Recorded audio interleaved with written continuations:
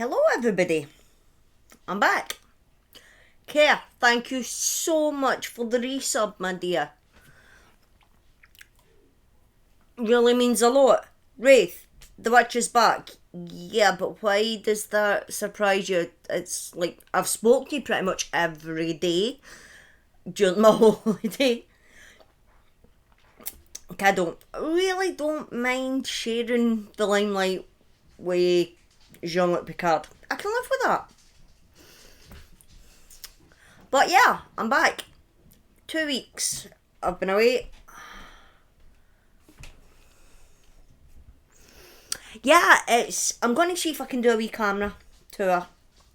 You need to bear with me though, because it's new. And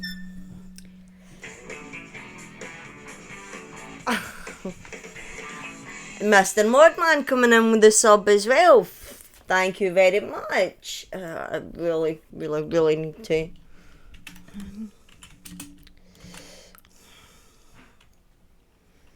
And I'm going to disconnect that. No, wrong.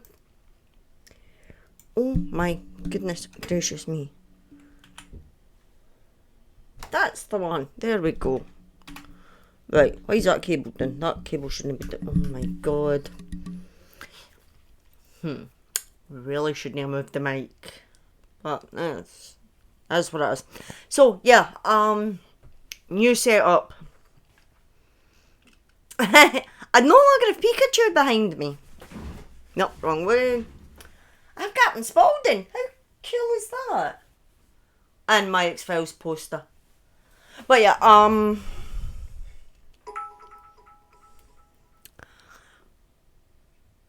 oh, thank you. I should have seen this. Is it maybe the weird one that I normally wear? Mr. Modman coming in with 100 bitties. Wait, where did you get bats?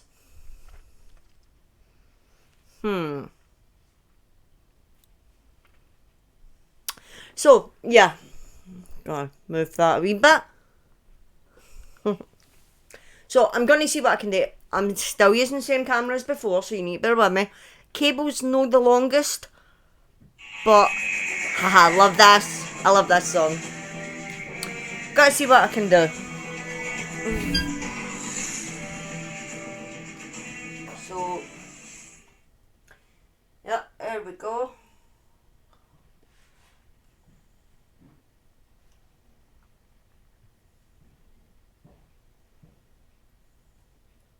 And yes, that is a bar filled with alcohol in the corner. Alright, really getting close up there.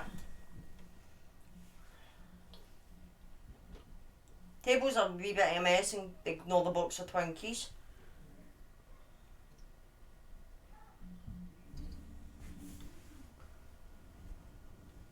Right, that's the best I'm going to get up.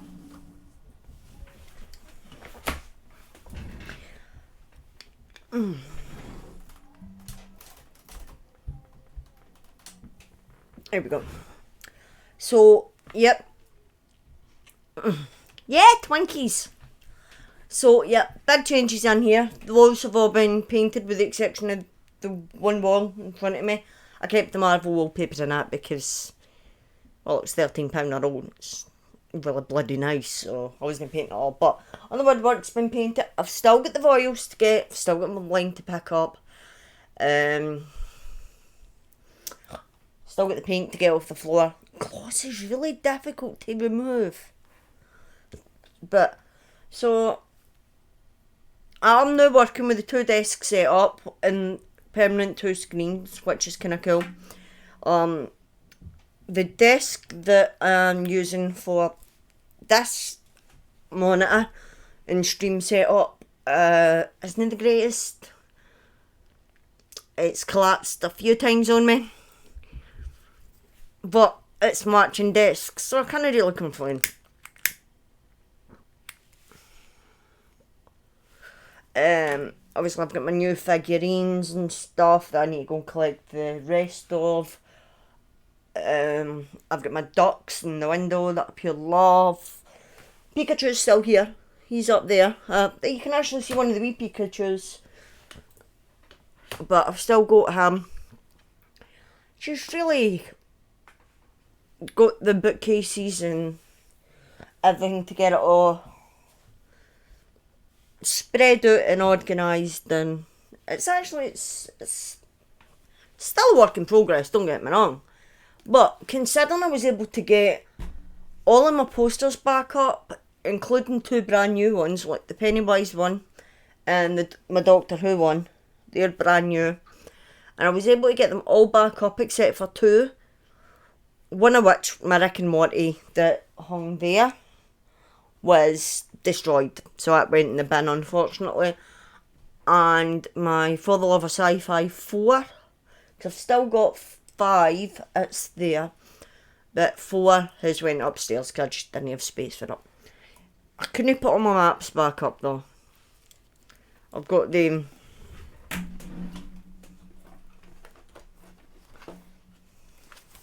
Yeah. Big collection of video game maps. But that's the joys of having a son that works in a video game store. I get them all for free. My cigarette keeps going out because I'm tip saturated and faking lip gloss. Hell legit. Right, but you've seen the setup. He's in chat. You cock juggling thunder cunt. I love that. Wraith, shut up. 5 points. Cock juggling thunder cunt. 5 points to anyone that can guess the movie. Wraith, shut up.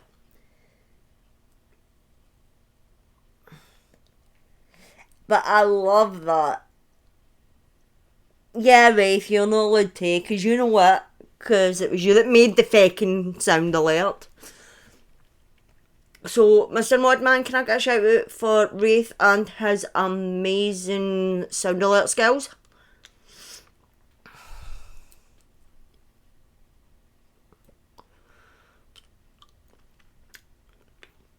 But, yeah, so, we've seen the setup. Thank you, Mr. Modman. You have seen that I'm back. My printer still works. I mean...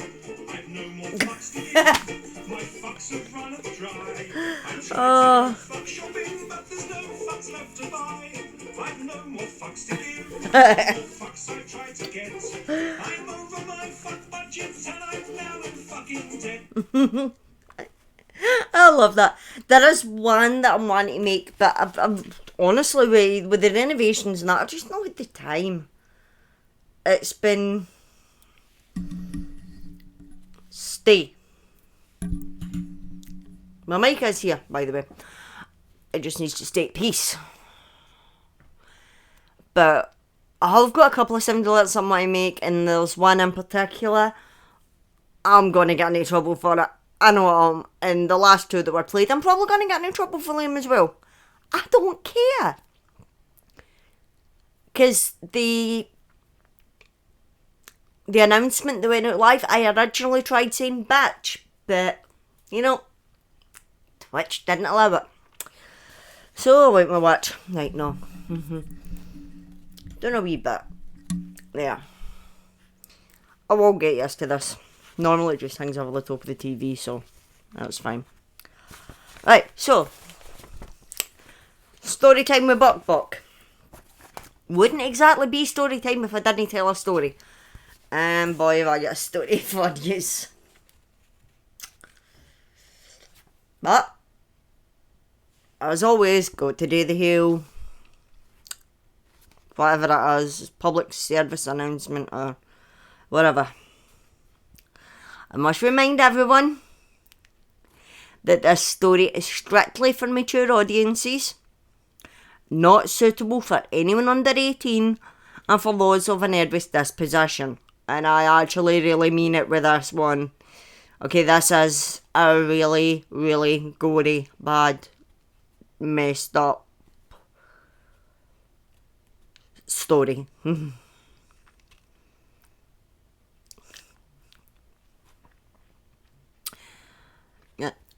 If you are new to the channel and you like what you see, please hit the follow button so that you can be notified whenever I go live. For any of my previous stories that you may have missed, then jump on over to my YouTube channel, which is right... Actually, it's not there. But it's the same. Search Bucky Bird. You can't miss me. You can catch up on all previous episodes on there. If you're watching this on YouTube and you haven't already, hit the subscribe button, ring the bell to be notified when I upload, and like the video. Also, please feel free to share with your friends. I always feel so dirty saying that, I'm not gonna lie. But, without further ado, let's get on to tonight's story. So, boys and girls, for tonight's story, we are leaving the beautiful country of Scotland. And we're travelling to the smog-filled hellhole that was Victorian London. Don't get me wrong, I love London. I really do like London. I'm down there fairly regularly. But back when this story takes place, the capital was not a nice place to live in. Overcrowded, and streets that were lined with raw sewage. The smell must have been unbearable. Added to that, the very limited jobs in the city meant that people were desperate. Some of the lucky women were able to find jobs in workhouses to feed their families.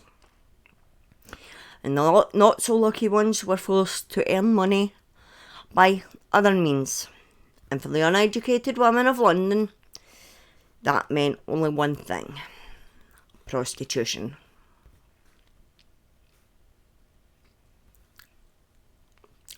Selling your body might not be the best idea. But for these women, it was all they had. But, of course, as history has told us, the night is not exactly a safe place for these women. And tonight's story tells the tale of 11 unfortunate women who walked the streets at night in London between the 3rd of April 1888 and 13th of February 1891. And my phone just went. Why does that always happen? I need a clipboard. I'm actually going to pop into the works when I'm next in town. I mean, that's Discord telling me that I'm live. Really? My cigarettes went out again.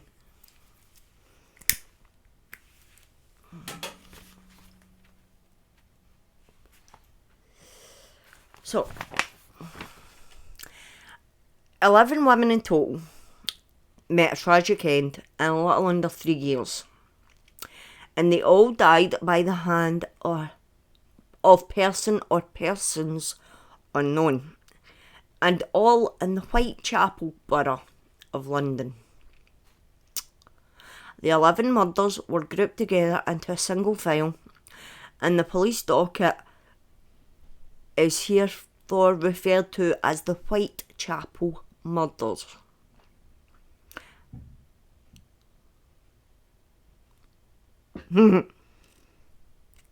However, much of the original material has been lost, stolen, or damaged throughout time. So this was an actual police docket, a file, named the Whitechapel Murders. And yes, Wraith, you are right, he does get a mention.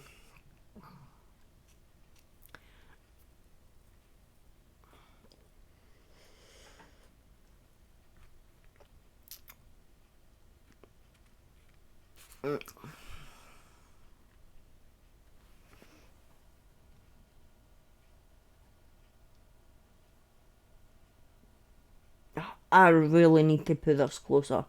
Nano, hi. Sorry. Oh my god. So, during the Victorian era, Whitechapel was considered the most notorious criminally run area of London. The area around Flower and Dean Street was described as, and it's a direct quote, perhaps the foulest and most dangerous street in the whole metropolis. And Dorset Street was called the worst street in London. So it was not a nice area. And to be fair, we've spoke about Edinburgh, about Aberdeen, about Dundee, and all of these big cities had the same dodgy areas.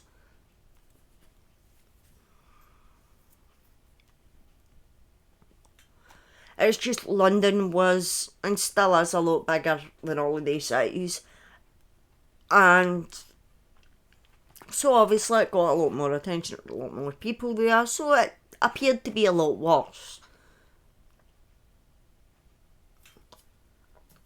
I'll put my cigarette out now because it's just not happening. Right, too much flaming lip gloves on.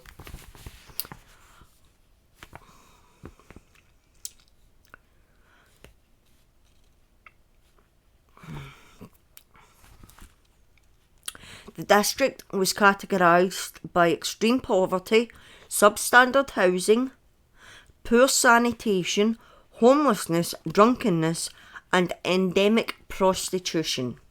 So really not a nice place at all.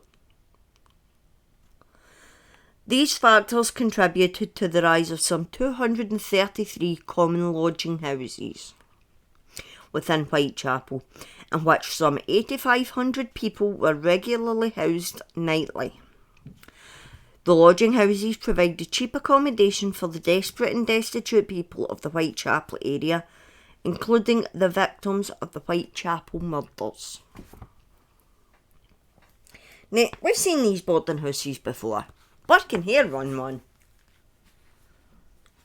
They were a common thing. Like 4 pence a night, and to live there, it was a bed, none more.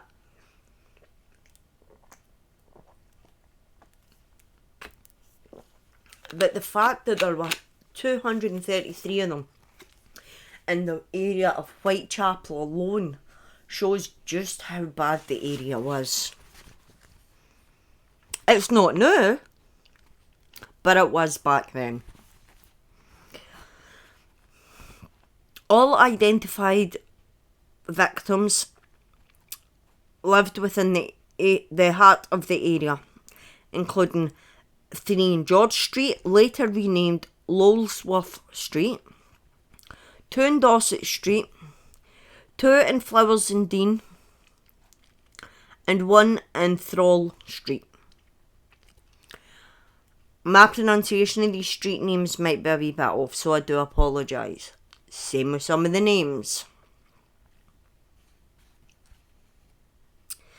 Most, if not all, of the Whitechapel victims were prostitutes, making them easy targets and victims who would not only not really be missed, but given their profession, police wouldn't exactly finding their killers a top priority. Nobody cared about these women. That's why there were 11 murders in less than 3 years. Nobody cared. It's one of the dregs of society. These poor women were simply existing and doing whatever necessary to stay alive. It was a miserable existence, but to these women, it was all they knew. And to have it taken from them in such a vile and heinous way is, to most people, inexcusable. Their lives were snuffed out like a candle before their time, and no one was ever held accountable for these acts. So it's down to us to remember them. And remember them we shall.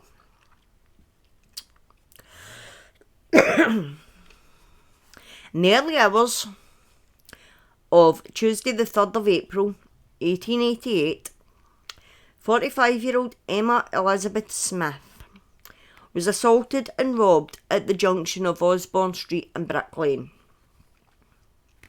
And although injured, Emma survived the attack and somehow managed to walk back to her lodgings on George Street.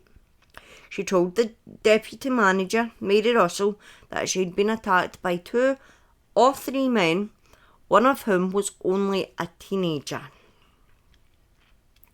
Russell took her to the London hospital, where it was determined that a blunt object had been inserted into her vagina, rupturing her peritoneum.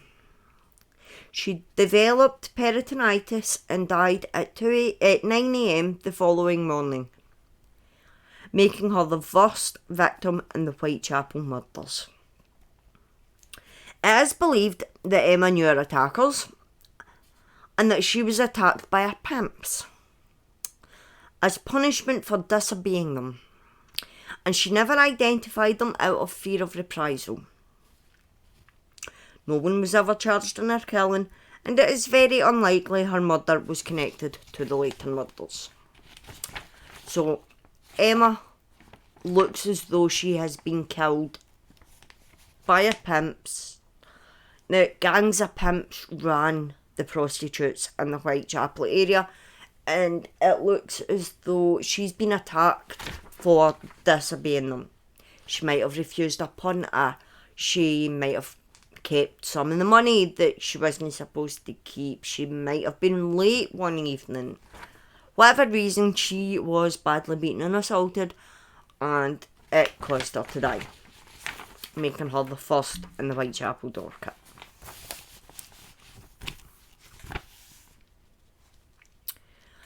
At around 2:30 a.m, Tuesday the 7th of August 1888, Martha Tabram was murdered.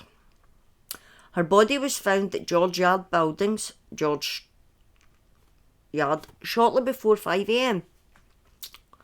She had been stabbed 39 times around her neck and torso and genitals with a short blade. With the exception of one of her injuries, all of them had been inflicted by a right-handed person. Due to the statement of fellow prostitutes and PC Thomas Barrett, who was patrolling the night, who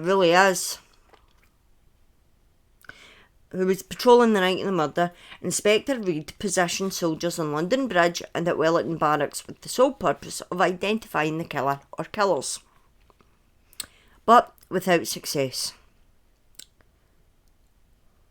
Police did not connect Martha's murder to that of Emma, but they did, however, connect it to later murders, although most experts in the Whitechapel murders do not believe that the murders are connected.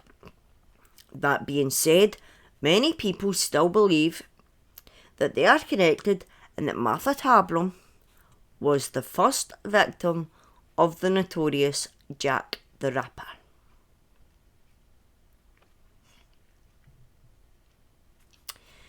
Now, as you may have noticed, there's 4 months between the original 2 killings.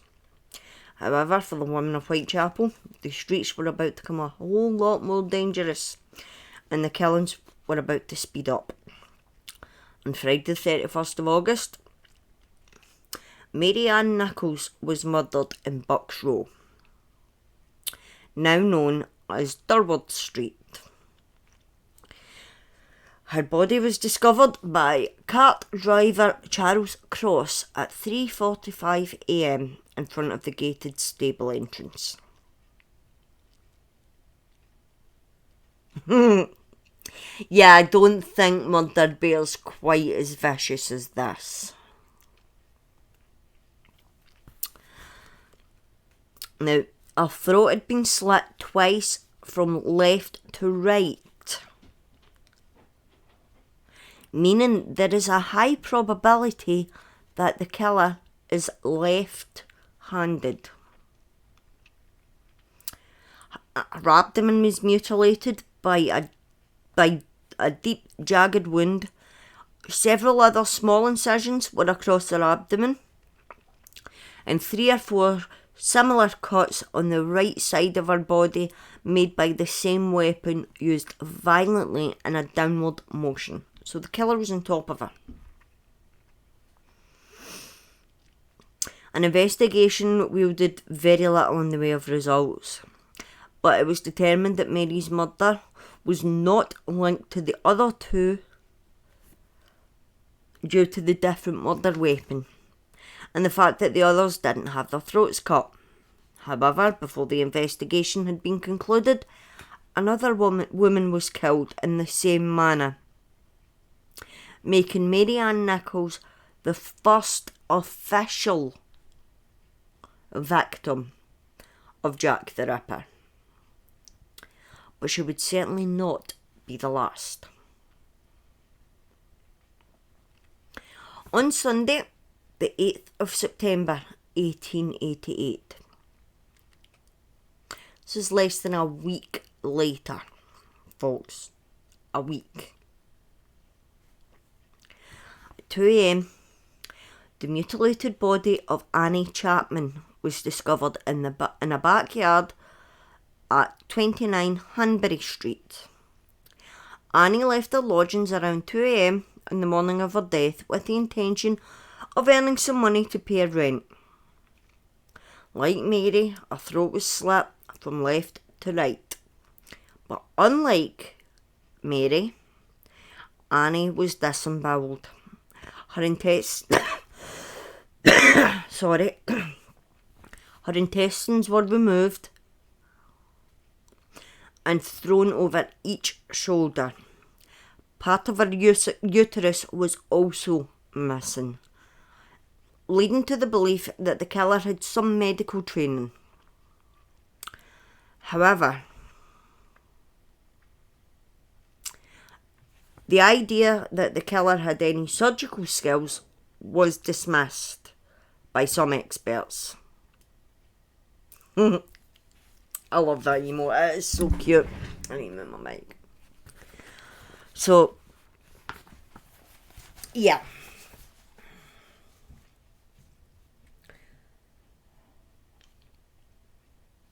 Some people also believe that the mortuary staff took advantage of the already open body and removed the organs to sell as surgical specimens. It was at this time a local man, John Pfizer, who had a reputation for terrorising local prostitutes, was arrested, but when his alibis for the 2 murders checked out, he was released without charge.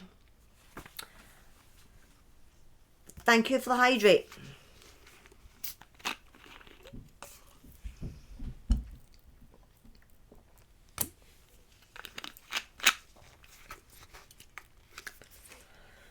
Hi, how are you? Hi Ollie, I'm very well, thank you very much. How are you? I really need to be careful because I'm going to end up kicking this desk, and if I kick this desk it collapses and that's not good. Oh. Alright. So, we're 4 victims on. It is the Whitechapel murders. 11 murders in less than 3 years in the Whitechapel area of London. We've just met Jack the Ripper. We've spoken about 4 victims and he's killed at least 2 of them, possibly the 3. One not. We don't know. Alright, so we're 4 victims in. 4 women dead in a matter of months by persons unknown. Police are clueless. The public are scared.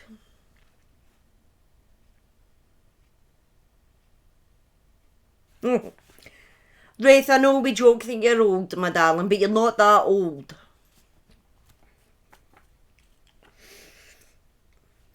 So, the public are scared. and the press are having a field day. Victim 1 was killed by 2, maybe 3 men, possibly punishment for ignoring her pimp. Victim 2 was killed, this is where it gets confusing, and I wrote it. Victim 2 was killed by a different person, but maybe the same person as victims 2 and 3, but maybe not. And victims, 3 and 4, but maybe not. And victims 3 and 4 were definitely killed by the same person who may or may not have medical training and might be left-handed. Right, that's us all caught up. Well, let's continue.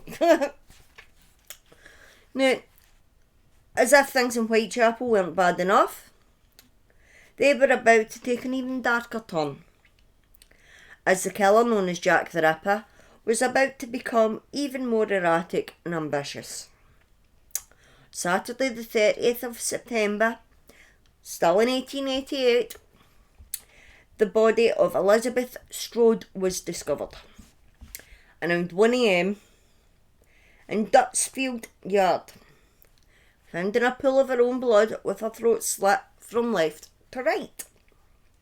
She had been dead only minutes when she was discovered, meaning the killer hadn't had time to mutilate the poor woman's body in the same way he had the other victims.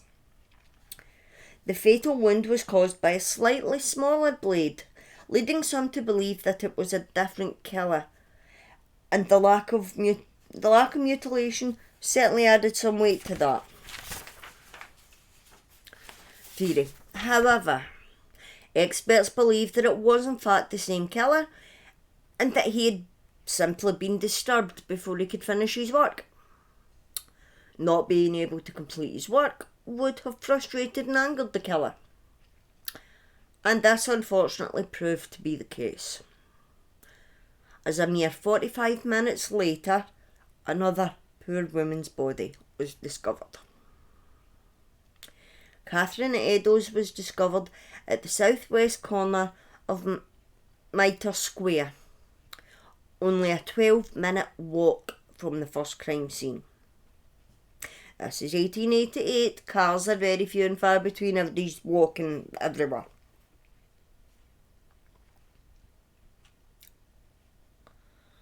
She had been dead less than 10 minutes before she was found. Her throat was slit.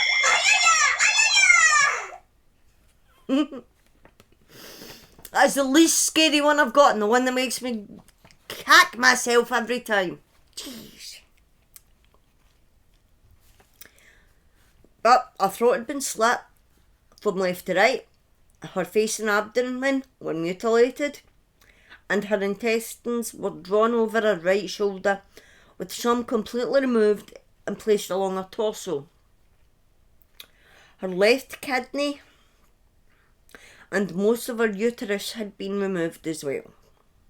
This leads experts to believe that the killer most probably did have some surgical skills after all.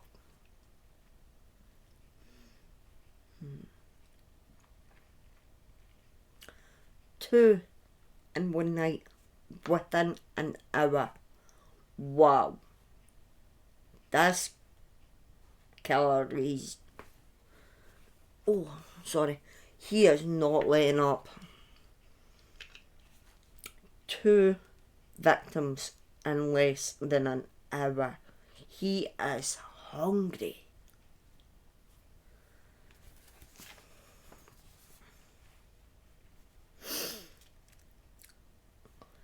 At 11:45 a.m. I didn't put that in there, but I do remember. On the 9th of November 1888, landlord John McCartney sent his assistant Thomas Bauer to the room of 25-year-old Mary Jane Kelly to collect her overdue rent. When he received no answer at the door, he went to the outside window and noticed that the glass was broken. He opened the curtains, through the broken window and made a very grim discovery. Young Mary was dead, and her body was literally ripped apart on the bed. The surface of her thighs and abdomen were removed. Her abdominal cavity was emptied. Her breasts were cut off. Her arms and face were mutilated to the point that she was unrecognisable. Her facial features were gone. Her neck was cut so severely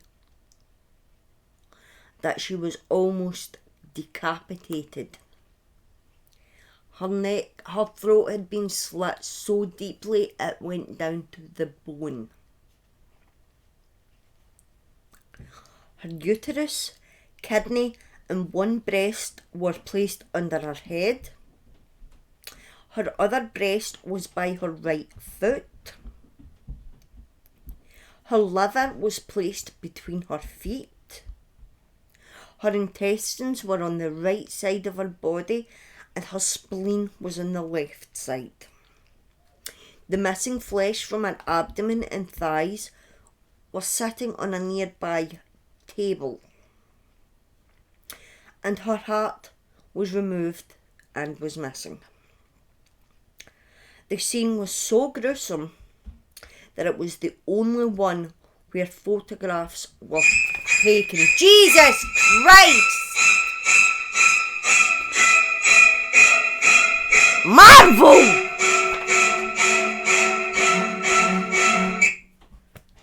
Oh, of all the times to play that.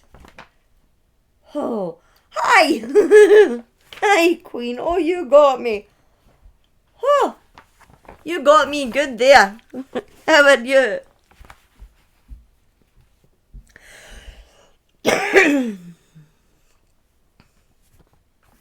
It worked. It worked. Oh, God. Now, as I was saying, it is the only scene where photographs were taken.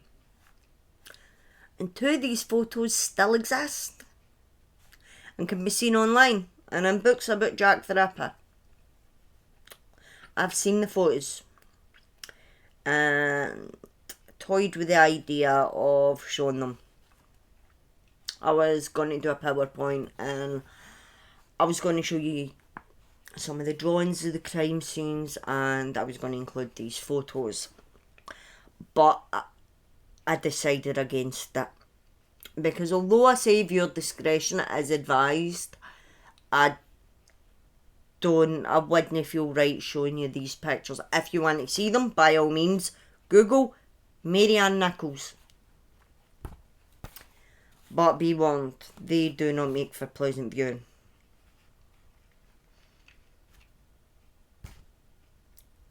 Oh my God, you clipped that! Oh my God. I can't believe you clipped that, Mod Man. I'll be sleeping on the sofa tonight. Care with the bitties. Thank you so much.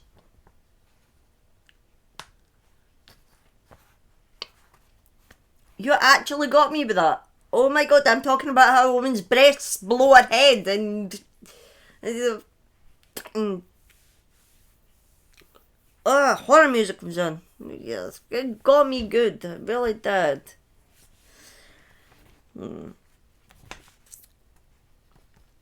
But yeah, even for seasoned horror fans like myself, these photos are gruesome. But like I said, Google Mary Ann Kelly. Hey mate, wait a minute. Why have I Mary Jane there?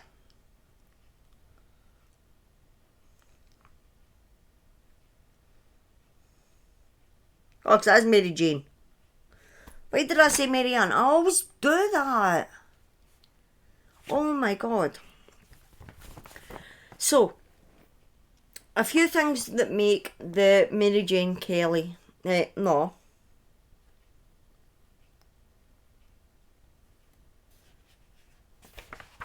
I'm getting my victims muddled up.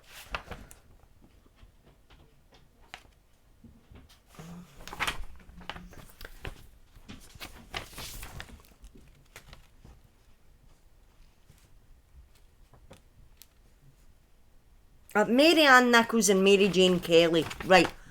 It's Mary Jane Kelly that the photos were taken. So if you Google Mary Jane Kelly, unfortunately you will see the pictures. But there was a few things that made her unique. She was the youngest victim of the Jack the Ripper murders. She was the only victim to be killed inside. And she was the most brutal when it came to the mutilations. Now, obviously, he was inside, so he was able to take his time. But, oh man.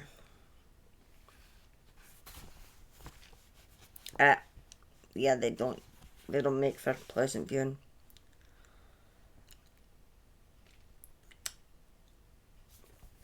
Now, the thing about Mary Jane Kelly as well, she is considered by most ripperologists and people that have looked into the Whitechapel murders docket, she's considered the final victim of Jack the Ripper. After that, he just vanished, he disappeared. But Mary Jane Kelly is considered the final victim. 1888 wasn't done with the people of Whitechapel just yet. On Thursday the 20th of December 1888, a patrolling police officer found the strangled body of 26-year-old Rose Mylett in Clark's Yard. 4 doctors thought she had been murdered, but one doctor thought she had accidentally strangled herself on her dress collar while drunk. I don't know. I don't know. I don't know. I don't know how that's possible, but there you go. And the coroner himself said he didn't believe her death was caused by violence. The jury at the inquest, however, were not convinced and returned a verdict of willful murder against person or persons unknown. And Rose Mylett's name was added to the Whitechapel murders docket. We don't know. Could have been accidental. Could have been murder. We don't know. They're calling it murder.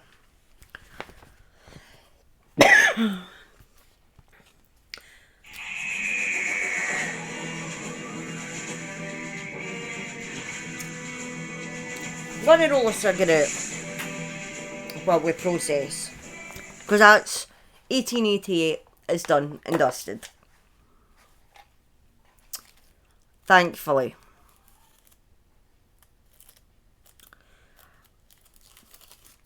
Because, let's face it, 1888 was not a good year for the people of Whitechapel. Turns out it was a lot worse than I originally thought. Who'd have thought? Oh, those chickens! I love that one. I've actually got a full-line chicken. Saw it in a shop and picked it up. I think it's sitting over there with my Doctor Who stuff. Don't ask, I didn't have anywhere else to put it. Got Cuddle Pool team leader as well, which is kind of cool, but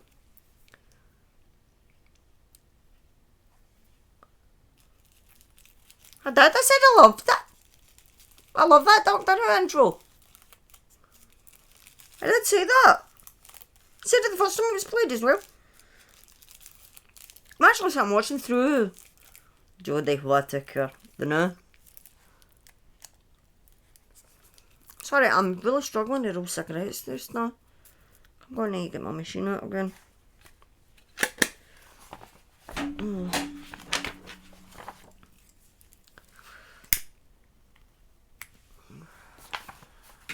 I've just seen Captain Jack again. Oh, it was great. That's gone way off topic.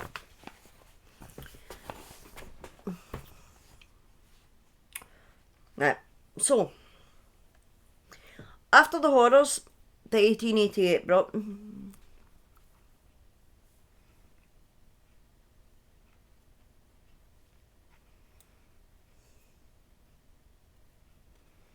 aye, nobody's kiddo.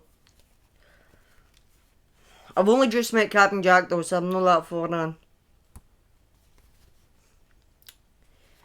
Right, so after the horrors that 1888 brought to the people of Whitechapel, surely 1889 would be better. I mean, it couldn't have been worse, right? It was better. For a while. And it was quiet. But all good things must come to an end. And on Wednesday, the 17th of July, 1889, at around 12:40 p.m. a.m. a.m. Can't remember there. Alice Mackenzie was murdered in Castle Alley. Like most of the other victims, Alice's throat was slit from left to right. And there were wounds in her abdomen. However, her wounds were not as deep, and they were made by a shorter blade. Now, the coroner at the time stated that if this was not the same killer as the previous victims, then it was a very good copycat.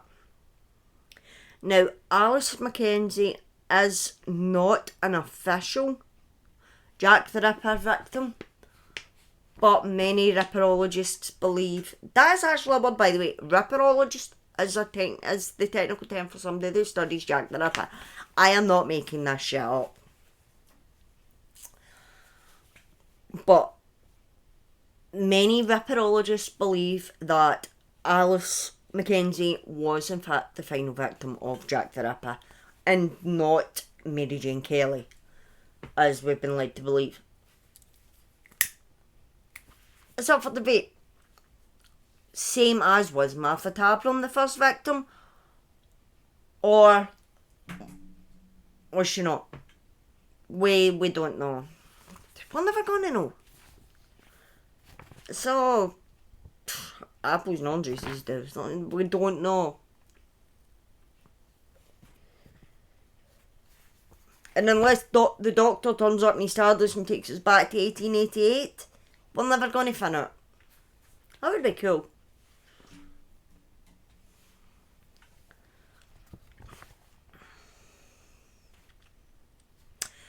At 5:15 a.m. on Tuesday the 10th of September 1889, the torso of a woman was found under a railway arch in Pinchin Street. Extensive bruising on the body, or rather what remains of the body, indicates that she was severely beaten. Who done that? Kegel! No!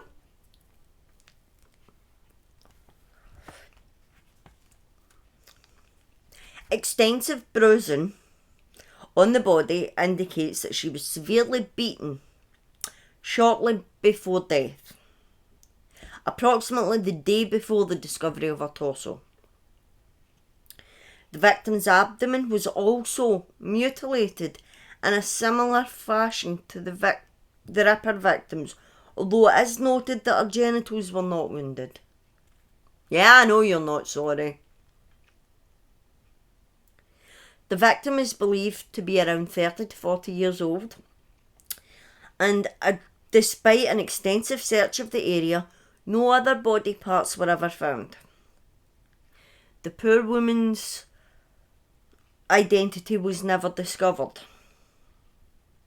The killer of the unidentified woman was believed to be the killer named the Torso Killer, for obvious reasons, who may or may not have been the same person as Jack the Ripper.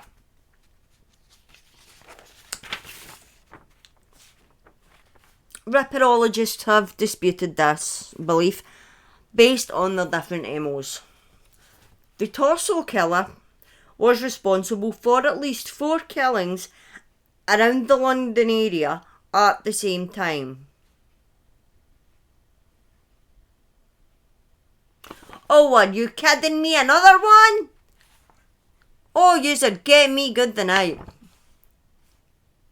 So, yeah, we now have not one, but 2 smegging serial killers. What? The Torso Killer? Really? Really? Oh, Whitechapel's not going through enough with one psycho killer on the loose. The final case in the Whitechapel murders is that of Francis Cole, who was killed on Friday the 13th of February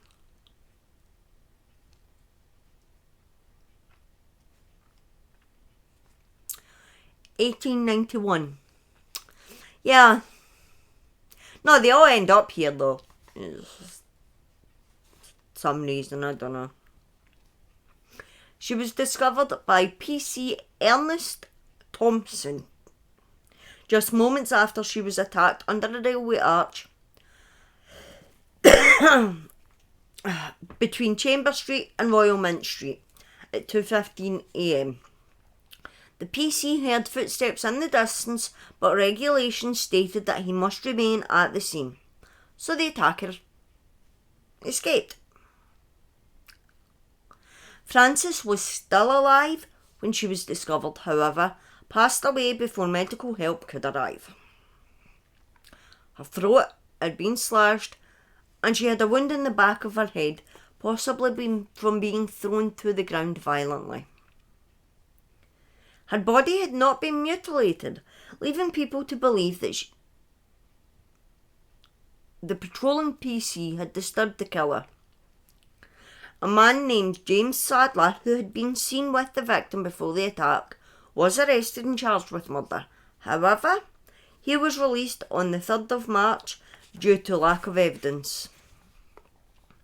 Like the other cases in the Whitechapel murders, it remains unsolved.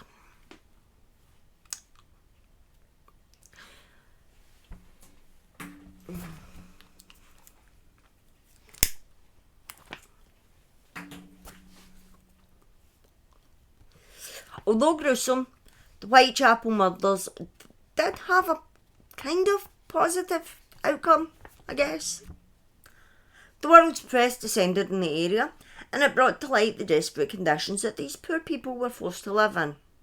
And within 2 decades, 20 years, the whole area had been torn to the ground and rebuilt to a much better standard, providing a safer lived environment for the people of Whitechapel. Yay, I guess.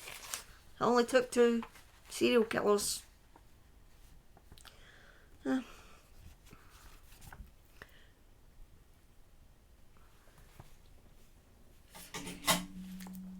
So, 11 women in less than 3 years. And at least 2 serial killers. Yeah. It was at this moment that he knew. He fucked up. Yeah, you clip on him and you'll have fucked out. You're sleeping in the fucking couch.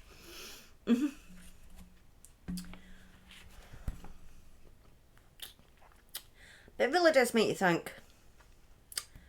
None of these women ever got justice. None of the killers were ever found. And people still can't agree on who killed who. Some believe that the Ripper killed 5. Some believe it was 7. Was Mary Jane Kelly the final victim? Or was it Alice Mackenzie? And who was the first victim? Was it Martha Tabram? Or was it Mary Ann Nichols? I guess we might never know. And who was Jack the Ripper? There are many theories about his identity and why he just simply stopped killing. There's so many theories that I simply don't have time to go through them all.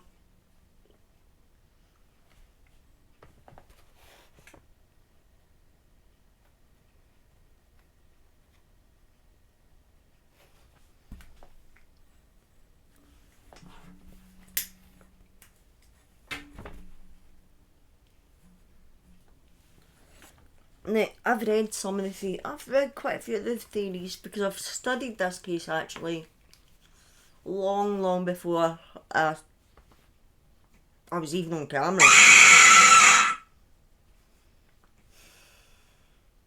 Marvel.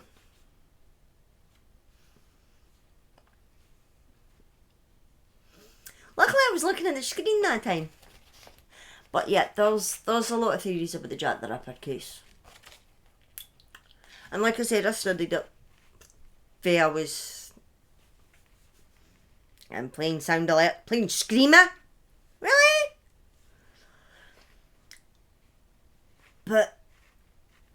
And I've read all the theories, and there are so many of them. Some of them make sense.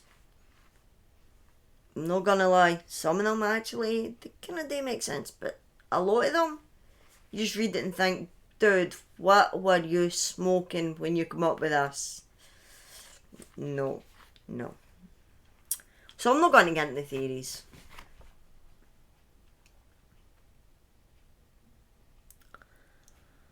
Personally, I don't have any theories. I've no more fucks to give. My fucks are Yeah. dry. I love this one. Tried to go fuck shopping, but there's no fucks left to buy. I'm going to keep second out lecture on this. The more fucks I try to get, I'm over my fuck budget and I'm now in fucking debt. I love that one.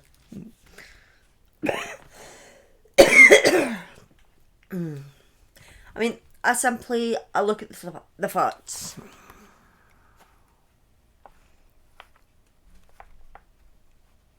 Really? Because I have it in front of me. Queen Marvel MMU 0 bits to play Screamer. I really probably should take that off, actually.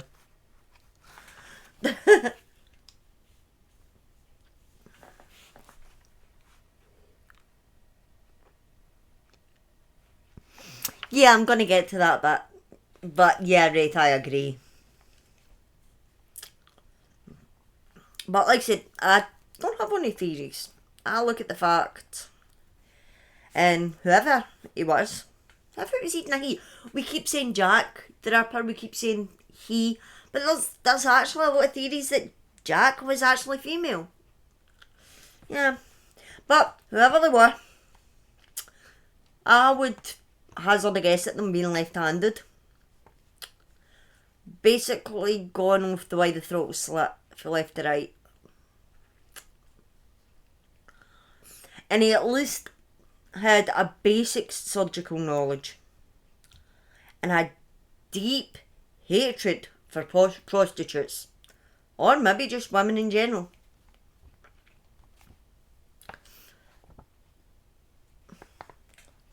You never know. I mean, female serial killers are uncommon, but not unheard of. I mean, Myra Hanley, Eileen Warner, they do exist. They're rare, but they do exist. So, it could be that Jack the Ripper was in fact female. Again, we're never going to know. And what about the torso killer? I never even knew he existed until I done a bit of digging into this. Don't Google torso killer. Right, not even written this bit down, but don't Google torso killer. If I went looking for some information on him, right? Again, I'm saying him, but I went looking and I had to actually specify London. Oh, Thank you, Queen. But I had to specify London. How many smegging torso killers are there out there? My God. Don't do it. If you're gonna Google the torso killer, make sure you Google the location, because there was one in New York. What?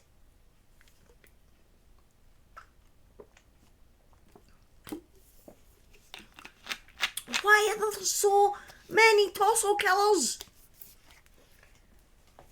I mean, that's a whole load of messed up as it is.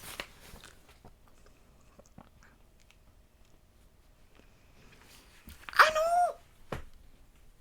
Exactly. I had to narrow it down to the years. It's insane.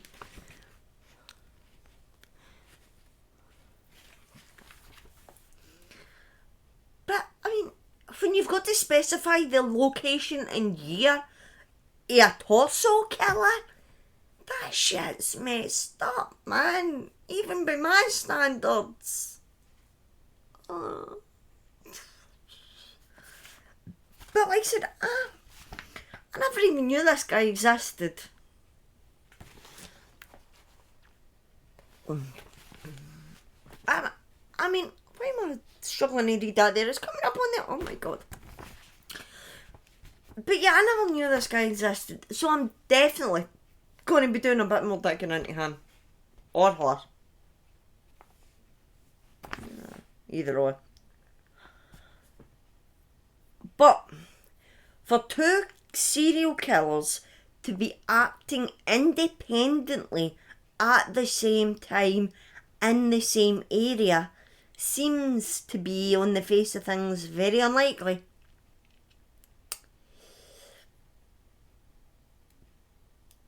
But even less likely when you think about it is that the torso killer and Jack the Ripper were the same person. So, two serial killers. It is, along with the other murders and the strange Rose case where she may or may not have accidentally strangled herself with her dress. It's no wonder really that they made a whole docket out of the Whitechapel murders.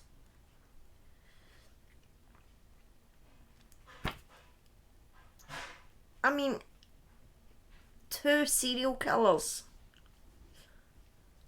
and a gang of pimps beating up on prostitutes in the same area, acting independently. It's just... it's messed up.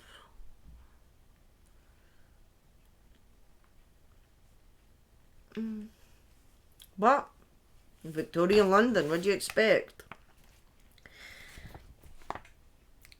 Now, we'll never know who killed these women or why. And we'll never learn the identities of the two serial killers. Yeah, I know. I think I'm going to do that, actually. I mean, I'm in London quite regularly, but... And as much as I love the Whitechapel stories, I've never actually been. And you can jump in the tube quite easily and get there. I mean, it's on the... I think it's on the Piccadilly line. Not 100% sure, but it's easy enough to get to. I've just never actually got into it. Definitely killed her.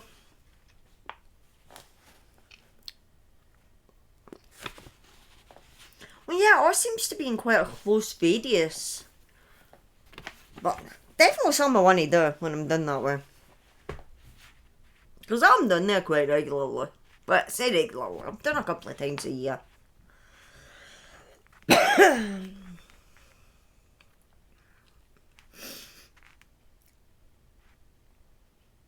Now, we've got all these conspiracy theories about what happened and who these killers were, but it's all based on speculation, suspicion, no real solid evidence. So we're never going to know. Now, had these murders been committed in modern times, chances are the killers would have been identified and found pretty quickly. But back in Victorian London, they didn't have the forensic capabilities that we've got now. I mean, I don't know. The bodies are still there. Obviously, these women, they were buried. Maybe there's DNA evidence. You never know what the future might bring. But it is very unlikely that in any of our lifetimes that the killer... It turned out there was 2 fucking serial killers working in London in the late 1800s. How messed up is that? I still can't get my head around that. 2 of them. But it is very unlikely that they're going to be identified in our lifetime. And I guess we're just going to need to listen to this conspiracy theory nut jobs.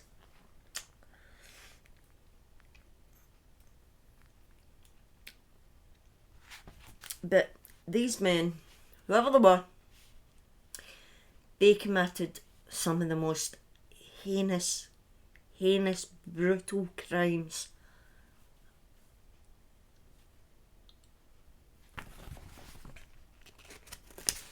I've heard that one. I have heard an actual member of the family. I've heard that it was a bedlam physician who had syphilis and it drove him crazy.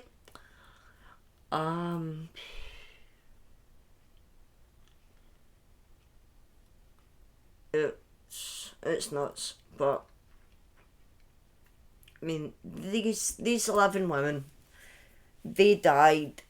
In fact, if you take the torso killer, it's extra 3 victims into it, that makes 14 women. They died the most horrible deaths. And the killers got away with it, and they just stopped killing for whatever reason.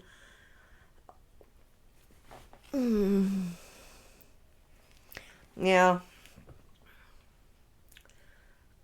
I mean, why would they just stop? I mean, one of the theories I read that on the torso killer, because like I said, I just found out about him when I was researching this, but one of the theories I read on Jack the Ripper particularly was that after he had such an insatiable bloodlust and a deep-seated hatred for women in the night, for prostitutes, and after he killed Mary Jane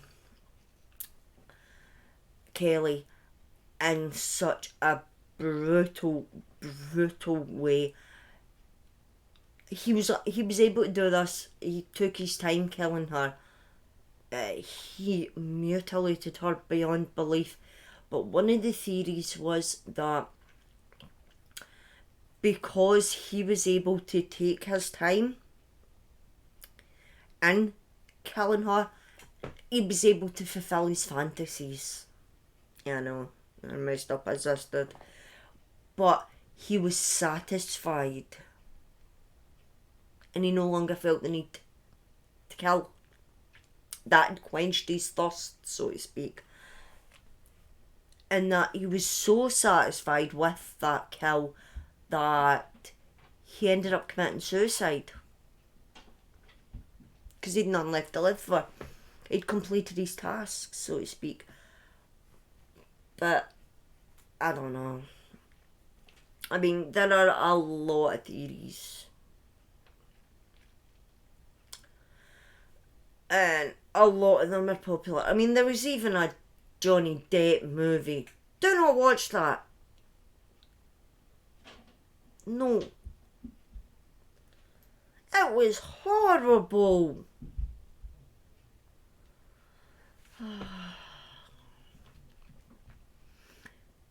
But I mean, watch it as a movie. It's not a bad movie. But oh my god, the way it was portrayed in that movie, the women that were killed, they all knew each other, right? The victims. The victims were all friends, and they all knew each other, and they all lived together, and they worked together, and it was a cousin or something of the royal family who fell in love with one of these prostitutes, and Bilbo Baggins was going about killing them all to cover up the fact that the member of the royal family was having an affair with a prostitute and she got pregnant, and they covered it up and they put the surgeon in Bedlam. Because he thought he was doing the Lord's work, protecting the royals and the public humiliation. As a movie, it was a good movie. It was well played and well acted. But it just, as a Jack the Ripper piece, it sucked. But, like I said, we're never gonna... I can't even think what that movie is called now. From Hell. That jumped into the open organ. It's called From Hell. There's a fucking stayed there. Oh. But, yeah. Like I've said, had it happened in modern times,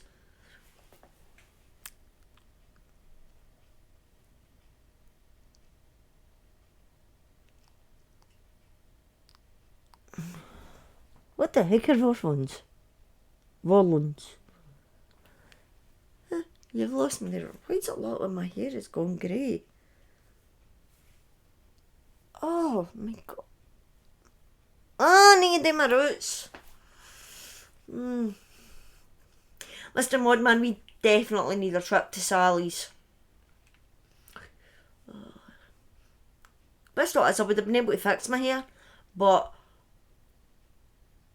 I've not seen Babylon 5 in years. I think the DVD somewhere actually. Oh. No, I would have had the roots fixed, but the boy got his hair cut on Friday because he's going on holiday tomorrow morning, and he wanted his tips frosted after his haircut, and I have no bleach left now. That actually happened. He leaves for Turkey in the morning. But anyway, if those crimes had been committed in modern times, then chances are the killers would have been found, and they would have been found quite quickly. And it's one of those where you know they got away with it. Or did they? Was it covered up? Was it some well-to-do, respected member of the public? And was it covered up? Are those conspiracy theories to be believed? We're never gonna know. It's like the Titanic. I mean, everybody's got a conspiracy theory as to how that sunk. I mean, of course, no based on fact, it hit a giant iceberg and went down. No, it's all these conspiracy theories about curses and ancient Egyptian treasure, and the Jack the Ripper case is the exact same. It's filled with conspiracy theories. Difference being with this one, we're never going to know the truth. Which sucks, to be fair. But at least forensic science has came a long way. And shit like that just doesn't go unpunished. I wouldn't say it doesn't happen these days because let's face it, there's always going to be evil out there. Shit like this is always going to happen. I'm always going to have stories to tell. And generations to come, people are still going to be telling these stories because this shit's going to keep happening. The human race is inherently evil. Not everyone. But unfortunately there are evil elements out there and these crimes will keep happening. But luckily forensic science has came a long way, and although the crimes keep happening, they do not go unpunished. and unsolved. So that's something to take, I guess.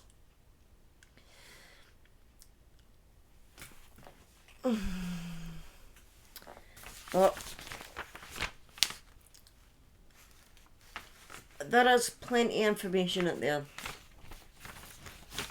on both serial killers and on the Whitechapel Files if you want to look into them. Like I said, if you want to Google the Torso Killer, Google the Torso Killer London. 1888. That'll take you to the right one. Because there's more than one. Oh, you fucking couldn't make that shit up, man. You really couldn't. It's... And like I said, the pictures of poor Mary Jane Kelly are online. There's drawings of all the victims online, but the photos from Mary Jane Kelly are online as well. They don't make for pretty viewing, so if you are going to look at them, then do so on an empty stomach, and please be advised that they are not suitable for people of a nervous disposition. They are gruesome. And I've got a picture of Captain fucking Spaulding behind me. Okay, I do gruesome on a day-to-day basis, and they're pretty bad. I think the fact that knowing that it's real, that was a real woman in that photo, that makes it harder. At least with TV and films, you know it's fake.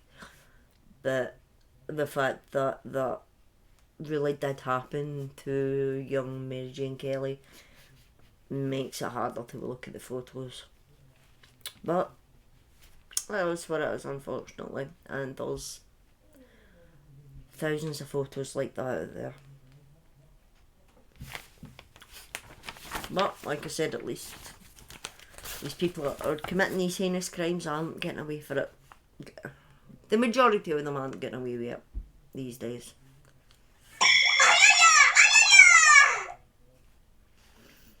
Didn't quite get me there, Red. Nearly. Like that sounded a little bit. It's so freaking cute. But that's me for tonight. Normal service will be resumed from here on out. I will be back on Tuesday for Mail and Mayhem.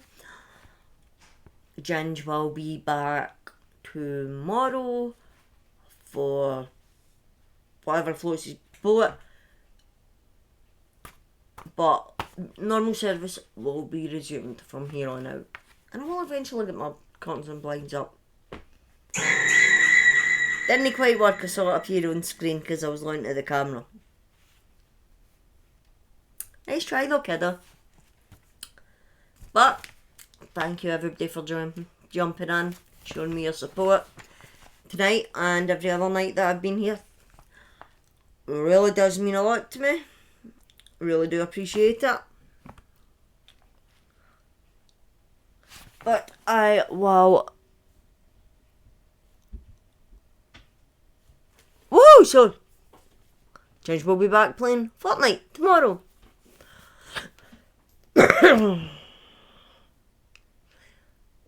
And I'm sorry, but you don't normally decide until 5... Oh my god, my roots are so bad. You don't normally decide until like 5 minutes before, so... But, thank you everybody for joining me. I'll be back on Tuesday. Until then, look after each other. Take care. Bye bye now.